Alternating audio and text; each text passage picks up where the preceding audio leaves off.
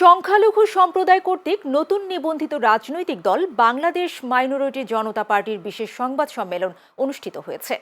আজ সকালে জাতীয় প্রেস ক্লাবের আব্দুস সালাম হল অডিটোরিয়ামে ২৪-এর পরবর্তী সময়ে সংখ্যালঘু সম্প্রদায়ের উপর হামলা, সংবিধান ও জুলাই ঘোষণাপত্রে তাদের স্বার্থ উপেক্ষিত হওয়া সহ সাম্প্রতিক বিষয় নিয়ে বিএমজিপির এই সংবাদ সম্মেলন অনুষ্ঠিত হয়।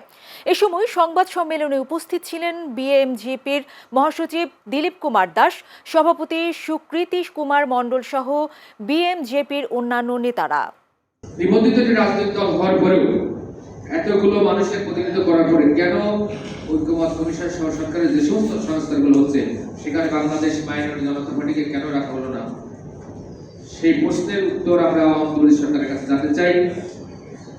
এবং এভাবে আগামীতে যেন প্রতিটা জায়গায় আমাদের সংসদ থাকে, অবস্থান থাকে, রিপ্রেজেন্টেটিভ থাকে, এ দাবি উপস্থাপন করার জন্য আজকে আপনাদের সামনে উপস্থিত হয়েছি।